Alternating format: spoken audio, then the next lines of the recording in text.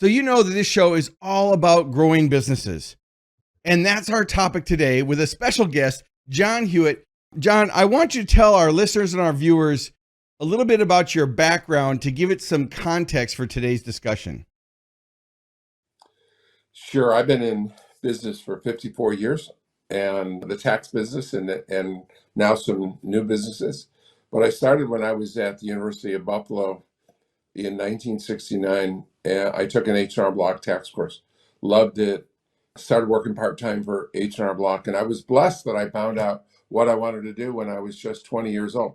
You know, I've interviewed thousands of people over the years. And one question I always ask is, what do you want to be when you grow up? And most people don't know. Right. So actually, I loved it so much. 12 years later, I was running 250 H&R Block locations. And my dad was a CFO of a public company, and he bought one of the first Apple computers by mail. And it was so old that it's in the Smithsonian right now. Wow. And he liked the Apple that was running his public company, or better than the mainframe that was running his public company. So he decided we should computerize taxes. So we both quit our jobs and built the first tax software for an Apple computer in 1981. Way ahead of its time. There weren't 50,000 desktops in the country. There weren't 5,000 in offices. I mean, it was very new concept. And got lucky and found a company in Virginia Beach called Mel Jackson Tax Service. The biggest part of the luck was that the weather in Virginia Beach is a lot nicer than Buffalo. And we bought Mel Jackson from his widow, 6 offices, moved my family down to Virginia Beach, and now I had 2 jobs. I was president of the software company and CEO of Mel Jackson. Well, we eventually merged the two together. We changed the name to Jackson Hewitt. We Yep. went public, and 15 years later, we sold it for $483 million. So I want our listeners to Jackson, hear that he sold it for $483 million. Okay, keep going. right. So Jackson Hewitt went to be a $1 billion company, and Yep. with 6,000 locations today, they're the 23rd largest retail chain, franchise chain in the country.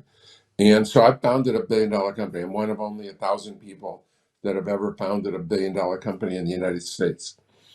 Now, having done that, I had a non-compete that lasted for 3 years, but it didn't cover Canada because Jackson Hewitt has never gone to Canada. Okay. And having grown up in Buffalo, I did Canadian taxes. I knew how successful H&R Block was in Canada. We opened Liberty Tax in Canada, and within 3 years, we became one of the top 100 retail chains in Canada. So now I built one of the top 100 in U.S., one of the top 100 in Canada. When my non-compete ended, came back to the United States, and now I had to compete. We competed with my own name and my own software and my own Sure. system at Jackson Hewitt. So that was fun. And not only did we grow faster than Jackson Hewitt, we grew faster than Jackson Hewitt and H&R Block combined. We opened 4,000 offices in 12 years. Again, it was a public company. Again, was worth $500 million. So now I developed two of the top 100 retail chains in the country, franchise chains, two $500 million companies. And again, I sold my stock. And now that was 5 years ago. Now we've started Loyalty Brands, and we're a franchisor that has an umbrella of 8 different franchisors in our system. So I had one brand with Jackson Hewitt, one brand with Liberty. Now I have 8 brands with Loyalty Brands. Wow. And that's my Tell the 54 listeners what years. are some of the brands for loyalty brands? Yeah, we have my the two favorites, of course, are always going to be tax. I call myself fondly the great granddaddy of tax, and I'm a great grandfather 3.5 times over already. And Wow. I didn't feel old until I became a great grandfather. When I turned 70, that didn't make me feel old. But most people don't remember their great grandparents. They don't live that long. So Right. I finally felt a little old when I became a great grandfather, and I'm about to have my fourth great grandchild. But that ATAX is always going to be a premier brand tax. That's my lifelong career. But I've just fell in love with Zoom and Grooming, pets, mobile pet grooming.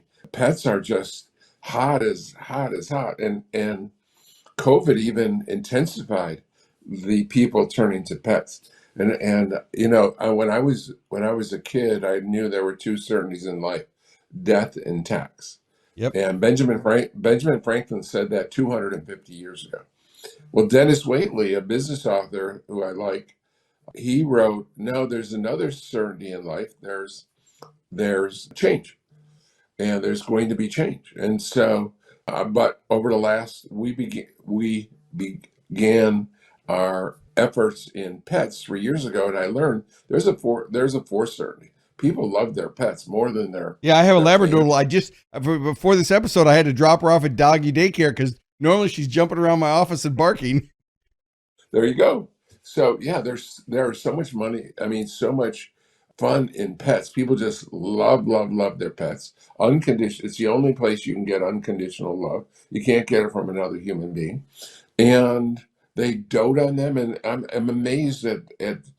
I'm so busy. I travel all the time. I can't have a pet because Right. it just wouldn't be fair. It wouldn't be fair to them because I'm gone 2 or 3 days a week. But I see how much if they need something's wrong with their eye or they get the flu. I mean, they're taking them into the vet, like, and they're paying thousands. They may be a year away from death, and they'll pay $3,000 for some, $5,000 for some surgery. It's amazing how much people spend on their pets. And the thing there's a couple things that I really like is there's no number one in mobile grooming or in doggy daycare or in because there's no brand name. There's no Right, right. It's McDonald's. hard. In fact, There's for no me, it was hard to Starbucks. find a local service provider. Exactly. It's so I don't have to. I've been competing with H&R Block for 41 years, a household name. There's no household name. So I love that about it, and it's forecast to the whole pet industry, from daycare to grooming to dog walking and pet sitting and food delivery and vet care is expected to double over the next 5 or 6 years.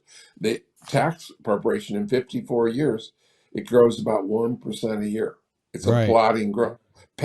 Are going off, they're growing by 8-10% a year. So those are our two focuses, business that where I spend most of my time in, because they're just growing so fast. Well, that's so fantastic. What keeps you motivated? I mean, when we talked about in the green room, what would we talk about today? We talked about business growth. What do you see on the landscape with all the changes going on, supply chain issues, the economic chain challenges, employee staffing, attracting and retaining and motivating staff? I mean, there's all these challenges. So when I go speak as a keynote speaker to franchise brands, I do the pre-event questionnaire and I always ask them, what are your top 3 challenges? And of course, the franchisor wants their franchisees to follow their system, and the franchisees wants the franchisor to just send them all the business. So there's the local store marketing aspect, whether it's business to business or business to consumer. But then there's the staffing issue. And so with everything that with all your vast experience in all these different brands, building, a billion-dollar company, what do you see on the futures that our listeners and viewers can take away as what should they be concerned about and what action steps should they take to make sure they take advantage of the opportunities? Well, when I talk to other franchisors and in all of our 8 brands and all of our hundreds of franchisees, the number one problem that we're facing in after COVID is employees, getting quality employees. Yes.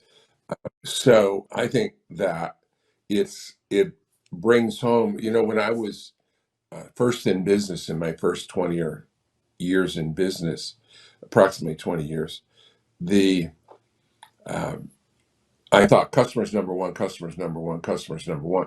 In fact, the mission statement of Jackson Hewitt was winning customers for life, winning customers for life. And then a couple years after we set the mission statement at Jackson Hewitt, I read the book Nuts by Herb Kelleher about Yep. Southwest Airlines. And he said the biggest takeaway from that book is no, no, no. If you want your customers to be treated as number one, you need to treat your employees as number one. And so we've pivoted and changed, and I knew that I'd always done that, but it just was right there, and I read it. It was a moment. Okay, I get it. I've been doing that, and that's why I'm beating up on H&R Block and beating up on my competitors. I treat my staff better than they do, and therefore I get more loyalty. And that the reason we call it loyalty brands is I have three people that have been with me 35 years, and five that have been with me 30 years, and five that have been with me 25. I've had tons of experienced people, and the only way you get loyalty is to give loyalty. So it really, what I would um, lecture people, if you want great people, you gotta treat them right, and the only way to get loyalty is to give loyalty.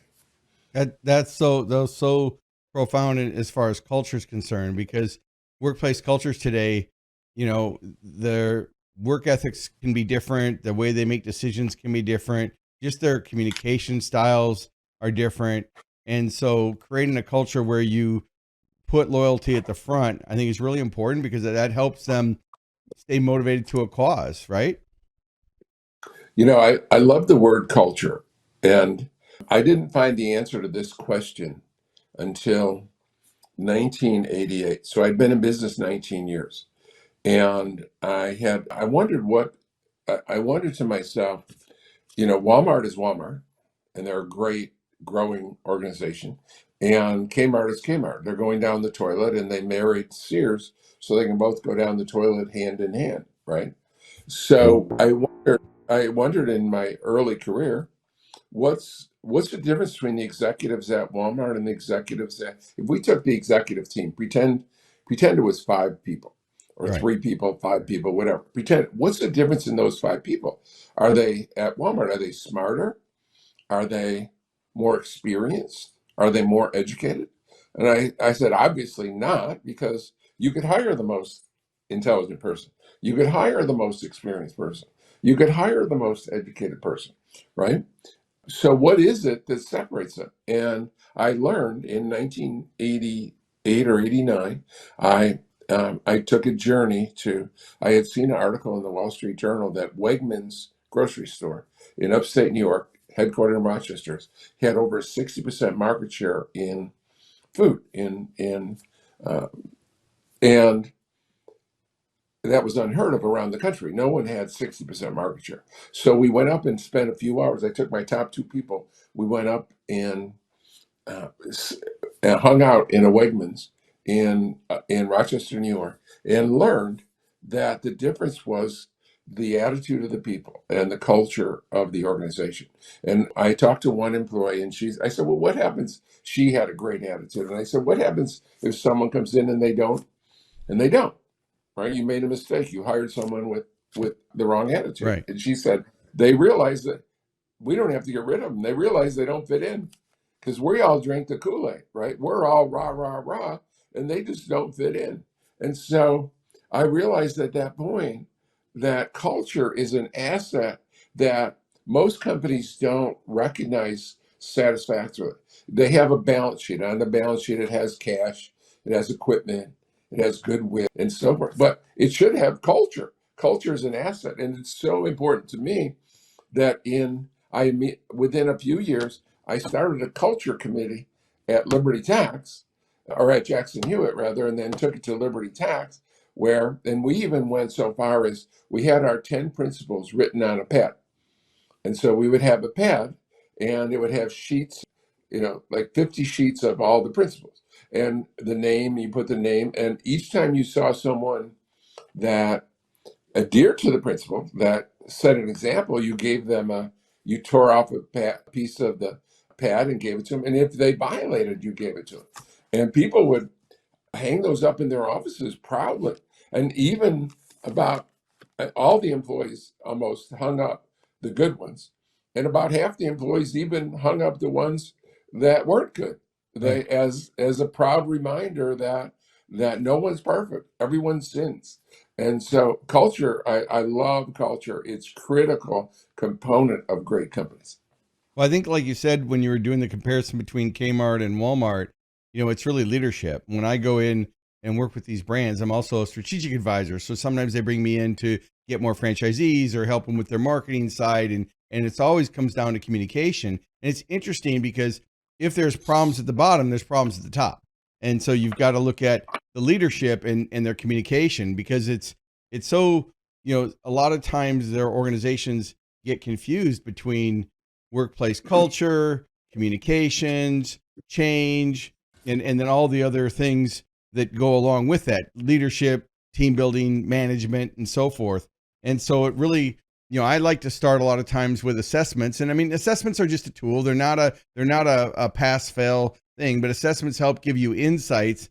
And then when you talk to the employees, and by asking the questions and create a safe environment for feedback, you really get a clean insight. But sometimes, you've got people who don't drink the Kool-Aid, and sometimes they're at the top or they're in a management position. And a lot of times they might be the most educated and they might be very skilled, but if they have a bad attitude, one bad attitude can ruin the whole bunch. So it's only quality people, OQP. I learned that from Les Brown years ago when I was managing him in 95. But it was only quality people, and that's always stuck with me. If you get quality people, but how do you define the quality person? I like hire for attitude and train for skills. Tom Watson Sr. got that. He wrote this 50 years ago. He was one of the founders of General Electric. Yeah, I know. I'm sorry, IBM. And he wrote and he said, "Give me 100 great engineers, 100 skilled engineers, or give me 100 people with great attitude.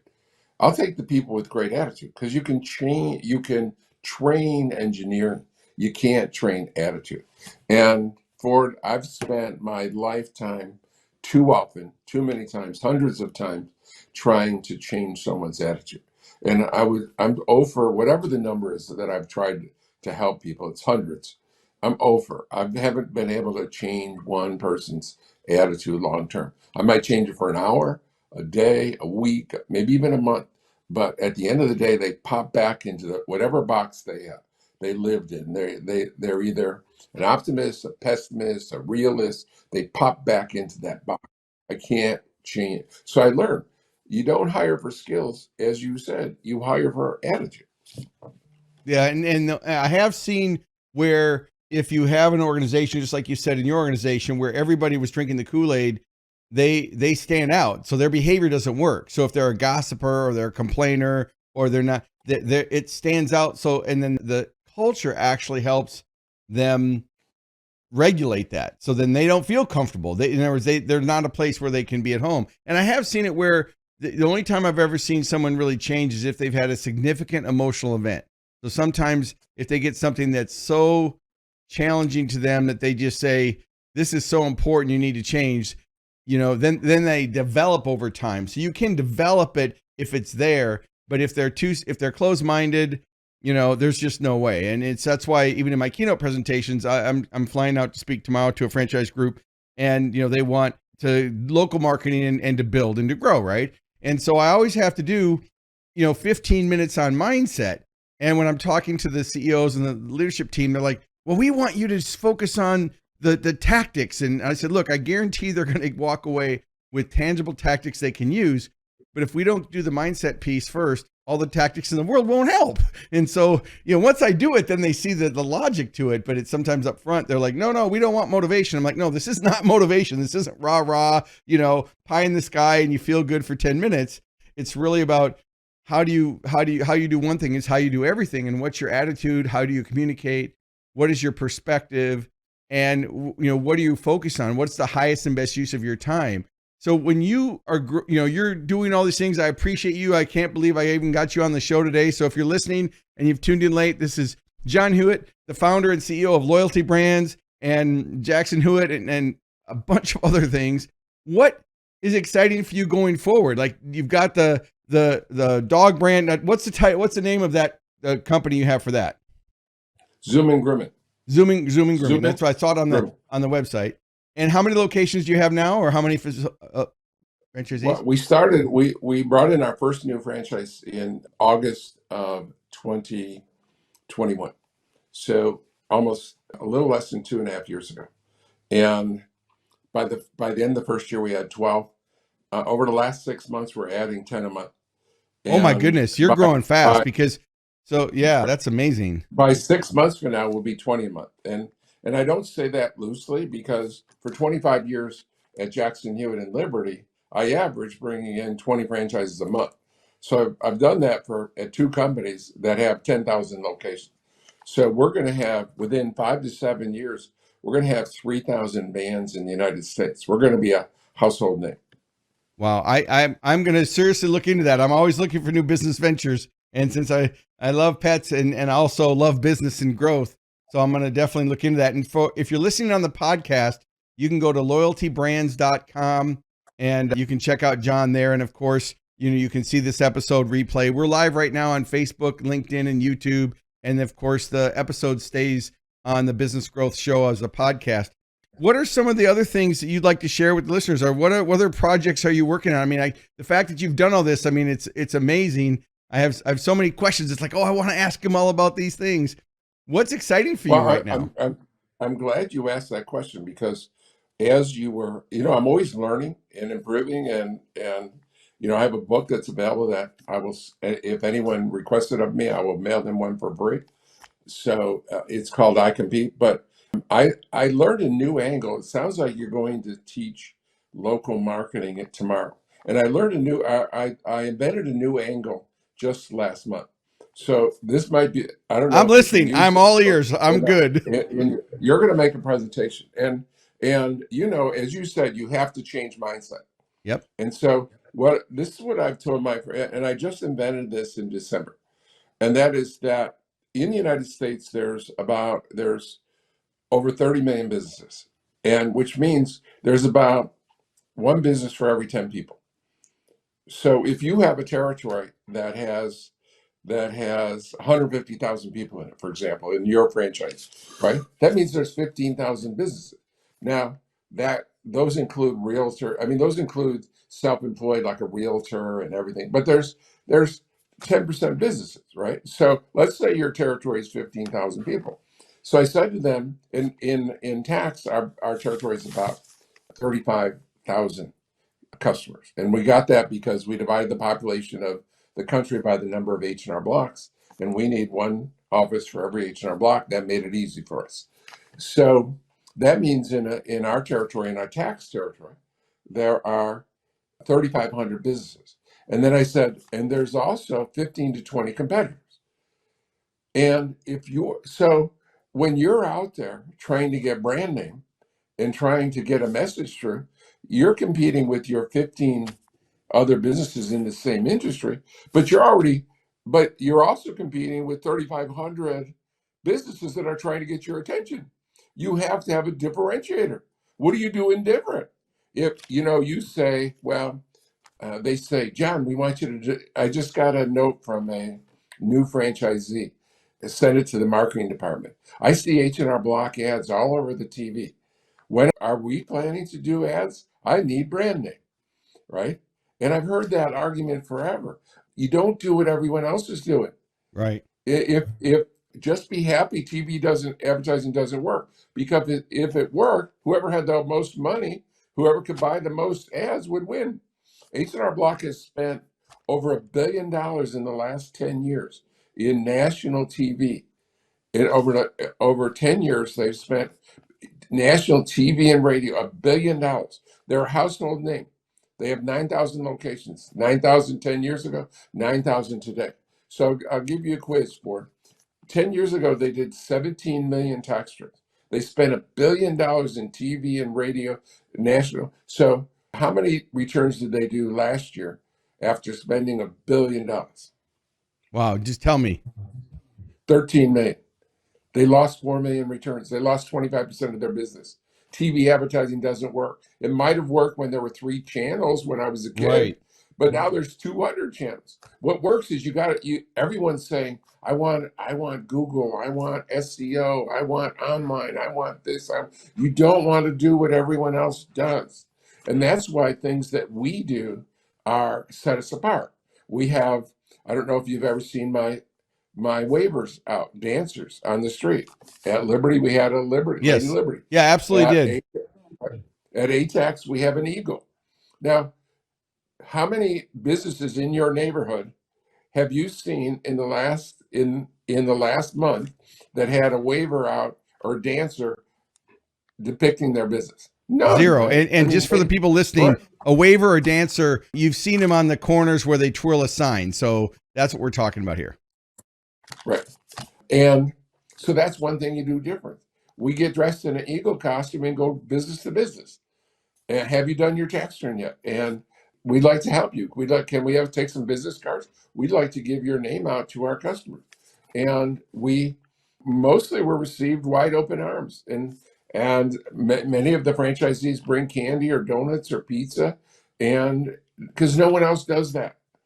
If you design, let's say you were so smart for that you could design the best ad ever in the industry you're going to meet with, right? You could design the best ad ever. And it was just incredibly effective. Guess what? Everyone else would be copying it within hours or days or it very quickly. You have to have differentiators. You have to do things different. So what we have in the tax industry is we have 18 different things that objectively we do better than H&R Block. That they're not subjective. You don't say we offer better service. Everyone says that. Right. If That's, you call yeah, the CEO of exactly. H&R Block, he'd say, I said, who offers best service? He would say us. Jackson Hewitt. Well, Jackson Hewitt, Liberty. Everyone says they offer better service, but we expand our hours, more hours, right? We call our customers. We call our customers and find out how we've done for them. The customers love being called. It improves the retention and it improves referrals. What I've learned in my businesses, and whether it be dog grooming or tax or accounting, people don't like to ask for referrals. And even if you force them to do it, they don't do it well. So we called the customer and say, Ford, how do we do for you? And 95% said, wonderful. Okay, well, please, we have a referral program. And we'll even pay you $50 if you'll send us a customer. And please recommend us to your friends. There's a book called Guerrilla Marketing for CPAs or accountants. And I read it with great interest. And the one takeaway is the firm did a survey. They asked their customers, tell us how many of you were satisfied? 95% were satisfied. How many of you referred someone? And only 50% had referred anyone. And they said, well, why didn't you refer? The number one answer overwhelmingly is we didn't know. No, we didn't know you wanted more customers. It never occurred to us. And so you do things different. You call and ask for a happy customer for a referral. You don't leave it. You don't train your people to do something they hate and they're not going to do well. You have someone very personable make the call, talk to the customer, and your referrals goes up, your retention goes up, and so forth. And it's a differentiator. How many businesses have called you in the last 12 months? Yeah. And And so, that's how they exactly. did. Right. It's one of the all of our brands do it. We're one of the few. We're the only organization that I know in the country that does it religiously. The only when I ask groups of people when I'm making keynote speeches and talks, Sure. the only one they say are car dealers. They'll get a call from a car dealer on Right. occasion but no other industry does that. Yeah. I like to tell people to look for the happiness moment. I know you didn't plan this, so I'm just going to put this on the screen. So I've got the book called Accelerate, the Ultimate Guide for Franchisees. And in chapter, if they can read it down there at the bottom, part 3, chapter 16, building a referral frenzy. So I did that because that's one of the challenges. When I go into an organization, they already have, a franchise brand has their systems. They have their systems they want to follow, but helping them encourage to get referrals, how to actually do it at what time and how to leverage those referrals. So I always ask them to look for the happiness moment. As soon as the customer exhibits some happiness, they've delivered a product or service, at that point to say, that's where they ask for the Google review or the whatever referral service, Yext or TripAdvisor, would depend on the business. And then also to grab their cell phone. And I actually, John, I'd love to hear your feedback on this. What I like to do, and I certainly do this as a keynote speaker, but we'll talk more as a business owner. If someone exhibits the happiness moment, I grab my cell phone. I say, hey, can I just share this with my team? because they give, you did such a great job. And so I filmed the video. And then as soon as I got the video, then I say, that was so great. Would you be okay if I used it? And they always say yes. But if I ask them ahead of time, hey, John, can I get a video for you to put on Facebook? Everybody's like, no way, I don't want to do it. So if they do that 2-step, it works. And even if the video's not great, you're still getting the testimonial. You can transcribe it and you can use it. And people say, well, do you need to get their permission? And I'm like, well, if they stood in front of you, it's implied consent. But if you don't feel comfortable, don't do it. But capturing testimonials, I think what the anchor point for all our listeners and viewers is really to understand, no matter what business you're in, leveraging the power of word of mouth referrals is such a differentiator, because most people don't do it. Even if I go and I speak to 1,000 people, there'll be 40 in the room that'll actually take the action because they're afraid. And I know when I first started it, as far as networking, because I'm a marketer, because I like to create leads. And I didn't want to sell. I didn't want to cold call. Now I have a whole different perspective. I think there's a lot of advantages to different things like that. But someone told me once, well, Ford, because you grew up in the projects and you grew up in neighborhoods where it was stranger danger, you don't want to network because of how you were programmed in the past, but you don't have to be scared anymore because you need to make these relationships, which has changed my whole perspective. So one idea can change your whole direction. Yeah, while you were talking about that testimonial, I was thinking, I wonder how the customer's feeling. Doesn't that, when they're going through that experience, is the customer after that, are they more likely to give a referral, equal likely or less likely? And I think because it's a feel good for the customer that he was recognized, listened to, appreciated. And so he's got to puff up a little bit, and I think he's more likely, that particular customer is more likely to go out and tell someone, just because you've held him up and appreciated him in that degree. Yeah, and there's a colleague of mine. His name's Bill Cates, and he's a founder. I learned all my referral training from him. He was a client and also a close friend now. And he has a system that says, "Don't keep me a secret." And so you train your staff to say, "Don't." So if it can be a dog groomer, it can be tax professional, or anybody in business. When they say, "Don't keep me a secret," it begs the question, well, what do you mean? And then his second line is, "I'm never too busy to help your friends and colleagues with their blank needs." So it's, don't keep me a secret. And then, I'm never too busy to help your colleagues with their tax services. I'm never to help your friends with their dog grooming needs. Well, we build our business by referrals. To change their voicemail and say, "Thank you for calling primeconcepts.com. If you were referred to us, please let us know who we need to thank and leave a detailed message after the tone." So what you're doing is you're predisposing your customers to you build your business off of referrals, but they need to be trained to do it. So I think it's really important to realize that you're not, if you deliver great value and if you just give them a path to that referral, then they'll do it. But they have to be prompted in a way to do it by saying, we build our business based on referrals if you know anybody. And the other thing I like to do too is, if I'm looking for referrals, like even from you, John, I would say to you, "Who's your ideal client, John, so I know how to send you a customer?" And then you'll tell me, "Well, Ford, I'm doing all these different things. If you have anybody that fits this." And then at that point, it's usually reciprocal to say, "Well, what are you looking for?" So if they go and they become of service, which is obviously what loyalty brands and all the success that you've had. And I can't wait to get a copy of your book. Is it available on Amazon too? It also is, yes. And the title, just for everybody, one more time. I compete. I Little compete. I, capital C. Perfect. So I will be getting it. I'm sorry I didn't have it before our episode today, but I will be getting that and using it. We'll maybe have you on again if you can find time in your busy schedule. I'd love to have you on again. Any closing thoughts for our listeners that you'd like to share or leave them with? Well, the last thing is a question for you on a referral. Sure, let's go there. We can do this. It's my show. Okay. We can go as long as we want. What's the question? Okay, right. And then I'm done. But do you think when you ask a customer for a referral, there's what you can ask, please refer us to your friends, and we're glad to Right. help your friends. But is it better to say, would any of your friends benefit from my service? you ask the customer, how'd you do? And he says, great. And I said, do you have any friends or acquaintances that would benefit from my service?